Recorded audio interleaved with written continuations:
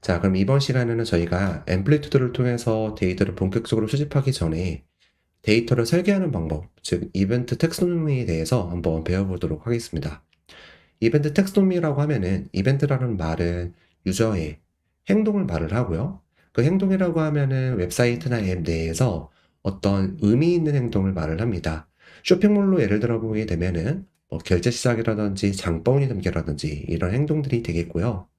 그리고 텍소노미라는 말은 분류라는 의미를 가지고 있습니다. 그래서 우리가 어떤 데이터를 수집할 것인지를 먼저 기획하는 과정이라고 이해하시면 좋을 것 같습니다. 사이트 맵을 쭉 펼쳐보고 우리 사이트에서 중요한 데이터가 무엇인지를 정의하는 것인데요. 예를 들어서 제가 지금 운영하고 있는 이 교육 사이트를 보게 되면은 이 교육 사이트는 사실 좀 심플합니다. 다른 이제 일반적인 교육 웹사이트와 마찬가지로 교육 상세 내용을 볼 수 있는 이 상세 페이지가 있고, 그리고 물론 이제 상담하기도 있고, 뭐 수강 신청하기도 있고, 이런 이제 이 페이지 내에서도 여러 가지 액션들이 있기는 한데요. 수강 신청하기를 누르면은 이제 결제 시작 페이지가 뜨고, 그리고 해당 수강권을 선택해서 결제하기 버튼 눌러서 이제 결제 완료를 하는 어떤 유저의 플로우가 이어지게 되는데요. 저희가 이벤트 텍스토미를 작성할 때에는 먼저 이 유저의 중요한 행동이 무엇인지를 정의를 하셔야 합니다. 유저의 중요한 행동이라고 하면은 우리가 유저들이 했으면 하는 행동, 기대하는 행동이 되겠죠. 그리고 그 행동을 처음부터 시작하는 것이 아니고 가장 최종 목표 행동에서부터 정해하시는 게 좋습니다. 그 말은즉슨 무슨 말이냐? 예를 들어서 저희가 이 웹사이트에 대해서는 여러 가지 퍼널들이 있을 겁니다. 구매 여정 퍼널들도 있을 것이고, 회원가입 여정 퍼널들도 있을 것이고, 상담 신청 퍼널들도 있을 것이고, 퍼널이라고 하면은 같은 행동 분류에 해당되는 그런 연속적인 행동을 퍼널이라고 말을 하는데요. 예를 들어서 구매 여정 퍼널이다라고 하면은 저희 웹사이트에서는 클래스 조회, 결제 시작 페이지 조회, 결제 시도, 결제 완료 이렇게 네 가지 단계의 중요한 액션들이 있습니다. 그리고 그 중요한 액션들을 저희가 사이트 맵에서도 한번 쭉 펼쳐보게 되면은 저희가 강의 상세 페이지 조회라고 하는 거는 앞전에 보여드렸던 이 페이지 조회를 말하는 것이고, 그다음에 두 번째로는 이제 결제 시작 여기 부분을 말하는 것이고, 그다음에 실제로 결제를 시도한 부분은 이 결제하기 버튼을 누르는 행동이고, 그다음에 결제 완료는 이제 결제 완료 페이지를 조회하는 행동이 되겠죠. 그래서 이렇게 이어지는 게 이 구매 여정 퍼널인데요. 이 구매 과정 번호에서 저희가 중요한 행동들을 먼저 한국어로 적어보고 그 옆에다가는 직역하기 쉽도록 이 말을 대체할 수 있는 단어로 이렇게 적습니다. 그리고 이 단어들을 적으실 때에는 물론 규칙 정의를 좀 하시면 좋은데요. 예를 들어서 소문자로만 적거나 그리고 이 단어와 단어를 연결시킬 때에는 언더바나 하이픈 어떤 하나의 이 분류를 가지고 사용하시면 좋습니다. 저는 단어와 단어를 연결할 때에는 언더바를 이렇게 많이 사용하는 편이고요.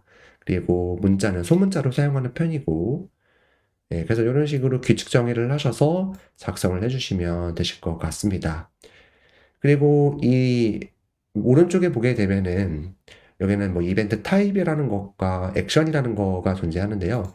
이벤트 타입이라고 하는 거는 이 이벤트 데이터, 즉 이 유저의 행동 데이터가 맞춤으로 수집해야 되는 데이터인지, 혹은 앰플리튜드나 구글 애널리틱스에서 이 데이터를 수집하면 좋다라고 해서 추천하는 어떤 데이터인지, 혹은 자동으로 수집되는 데이터인지 이렇게 분류를 할 수가 있습니다. 근데 지금 당장은 이 내용이 조금 이야기가 어렵다고 하면은 그냥 빼놓고 넘어가셔도 상관없을 것 같고요. 그 옆에서는 이제 액션이라고 하는 게 있는데, 이 액션은 이 데이터가 언제 수집돼야 되는지에 대한 그 행동 조건을 말을 합니다. 우리가 웹사이트나 앱에서 할 수 있는 행동 유형들이 여러 가지가 있는데요. 한번 우리도 상상을 해보면은 버튼을 클릭하는 행동도 있고, 페이지를 조회하는 행동도 있고, 영상 조회나 어떤 폼을 제출하는 행동들, 또 특정 시간 이상 조회하는 행동들이나 두 가지 이상의 행동을 하는 조건들도 있겠죠. 예를 들어서 특정 페이지에서 10초 이상 머물고 더불어서 스크롤을 80% 내렸을 때 이런 식으로 두 가지 행동을 하는 경우도 있고요. 그다음에 엘리멘트 뷰라고 해서 우리가 특정 배너 이미지를 봤을 때 뭐 이런 행동들도 있을 것이고요. 그래서 이 액션이라고 하는 부분에서는 우리가 이 유저가 어떤 행동을 했을 때 이 데이터가 수집되어야 되는지에 대한 트리거 유형, 즉 조건 유형을 정해 놓은 것입니다. 이것도 지금 당장은 이해가 안 되셔도 사실 상관은 없기는 한데요. 이거 같은 경우는 사실 구글 태그 매니저에서 나오는 좀 내용들이라 우선은 이벤트라고 저희는 정해 놓고, 이벤트로 트리거를 정의한다는 게 무슨 말인지는 저희가 뒤에서 설명드리도록 하겠습니다. 자, 그 다음으로는 오른쪽 같은 경우에는 이 데이터가 수집이 될 때 딸려오는 정보값들을 말을 하는데요. 예를 들어서 우리가 클래스 조회를 했다라고 하면은 저희 웹사이트 같은 경우에는 이런 취업 교육도 있긴 하지만 다른 교육 프로그램들도 있습니다. 그래서 다른 교육 프로그램, 즉 어떤 클래스를 조회했는지를 알아야만, 아, 오늘 날짜에 클래스 조회가 10번이 일어났는데 그중에 3번은 뭐 이런 취업 교육, 뭐 5번은 어떤 교육을 조회했구나, 좀 더 상세하게 분류를 할 수가 있기 때문에 이 뒤에 오는 데이터 속성과 매개 변수 값 같은 경우에는 우리가 이 데이터를 수집할 때 추가적으로 받아야 하는 추가 정보라고 이해를 하시면 되실 것 같습니다. 이 매개 변수를 수집해야만 실제 의미 있는 인사이트를 분석하실 수가 있기 때문에 이 두 가지도 사실 정의하는 게 되게 중요한데요.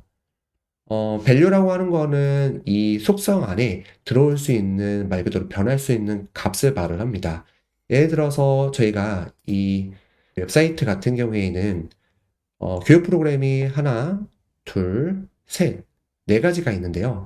그러면은 이 매개 변수에 들어올 수 있는 경우의 수가 총 네 가지가 됩니다. 클래스 아이디도 네 가지가 되겠고요. 왜냐면 이제 클래스가 네 가지다 보니까 상품 금액도 네 가지일 거고, 저희 같은 경우는 이제 상품의 개수가 많지가 않아서, 즉 네 가지밖에 없어서 카테고리가 사실 분류를 할 필요가 없어서 저는 그냥 클래스 타입을 프로덕트라고 해놨는데, 그래서 쿠팡 같은 경우에는 프로덕트 타입이 많은 경우가 있죠. 그래서 그런 카테고리가 나눠질 필요가 있다라고 하면은 이런 카테고리까지도 나눠주게 됩니다.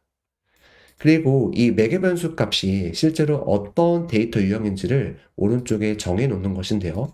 예를 들어서 이거 같은 경우에는 텍스트이기 때문에 텍스트라고 선택해 놓은 거고, 그 이 아래 보면은 숫자 아이디로 되어 있는데, 제가 텍스트로 써놓은 이유는 보여지는 것은 숫자이긴 하지만 실제로 이 숫자 아이디 같은 경우에는 그냥 상품을 판별할 수 있는 고유 아이디이기 때문에 뭔가 크다 작다라고 말할 수가 없는 그냥 임의의 값입니다. 그래서 이 데이터는 텍스트로 정해 놓은 것이고요. 그 아래에 있는 요 데이터 같은 경우에는 숫자이죠. 상품 금액 같은 경우에는 금액이 작다, 크다 이런 부동호 관계를 갖고 있기 때문에 이거는 숫자라고 정의한 것이고, 그다음에 이 프로덕트라고 하는 단어는 텍스트이기 때문에 당연히 텍스트로 설정해 놓은 것입니다. 자, 그래서 이 데이터에 대한 유형을 이 오른쪽에다가 써놓아 본 것이고요. 그리고 이렇게 잘 정의를 했다라고 하면은 우리가 요 네 가지는 같은 행동이기 때문에 이 네 가지 행동은 묶어가지고 구매 여정이다라고 해서 하나의 이벤트 카테고리를 이렇게 만들게 됩니다. 우리가 웹사이트에서는 구매 여정 포널만 있는 것이 아니고 또 여러 가지 여정들이 있잖아요. 뭐 회원가입도 회원가입 시작, 회원가입 정보 추가, 회원가입 완료 이런 식으로 단계를 나눌 수가 있기 때문에 그런 단계들도 넣어보시면 되겠죠. 근데 지금은 제가 이제 샘플이기 때문에 요거 한 가지 퍼널만 가져와 본 것이고요. 그리고 참고로 여기다가 이런 단어들을 넣을 때에는 특별하게 정해져 있는 규칙이라는 것은 없습니다. 여러분들이 원하는 형태로 정의하시면 되는데, 참고로 좀 공통적인 단어들을 쓰시면 좋습니다. 왜냐면 나중에 이 앰플리튜드나 이런 데서 검색을 하실 때에는 이 단어들이 어느 정도 의미 있게끔 공통되게 분류가 되면은 좀 더 쉽게 검색을 하실 수가 있기 때문에, 저처럼 뭐 상품 금액이다 하면은 상품 금액은 이 클래스에 대한 금액이니까 클래스 언더바 프라이스, 그다음에 클래스 이름이다 하면은 클래스 언더바 네임 이런 식으로 규칙을 정의를 해서 적어주시면 더욱 좋을 것 같습니다. 자, 그 다음으로는 이제 유저 속성인데요. 우리가 이런 앰플리튜드와 같은 로그 분석 도구에서 정의해야 되는 데이터가 크게 봤을 때에는 유저의 행동 데이터와 유저의 속성 데이터입니다. 유저 행동 데이터는 무엇을 했느냐, 우리 웹사이트나 앱에서 무엇을 했느냐에 대한 물음에 대해서 답변을 얻을 수 있는 것이고, 이 유저 속성에 대한 부분은 누가 했느냐에 대한 부분에 대해서 답을 얻을 수 있는 부분이 되겠죠. 근데 이 유저 속성에 대한 부분은 여러분들 웹사이트 내에 회원가입된 그 정보값들을 말을 합니다. 여러분들 웹사이트에 회원가입을 할 때 제출하는 정보값들이 있잖아요. 예를 들어서 저희가 아이맵 같은 경우를 보게 되면은 아이맵을 잠깐 옆으로 이제 가져오게 되면은 아이맵에서도 저희가 이 사용자 관리의 사용자 목록을 들어가 보게 되면은 여기에 사용자 같은 경우는 닉네임도 있고 계정 이메일도 있고 회원 유형도 있고 가입 날짜도 있고 또 뭐 남긴 글수, 댓글수, 구매 평수 이런 데이터들도 있습니다. 그래서 이 유저 속성에 대한 부분은 회원 가입되어 있는 그 정보값들을 말을 하고요. 그래서 이렇게 우리 관리자 페이지에서 볼 수 있는 이런 값들을 말한다라고 이해하시면 되실 것 같습니다. 그래야 우리가 이런 데이터도 수집을 해놔야만 우리 홈페이지 내에서 누가 무엇을 했는지 정확하게 이해를 할 수가 있고 좀 더 상세하게 우리가 분석하실 수가 있기 때문에 이런 유저 데이터까지 수집을 해놔야만 합니다. 그래서 전반적으로는 누가 무엇을 했느냐를 확인을 하는 게 이 앰플리튜드의 목적이고요.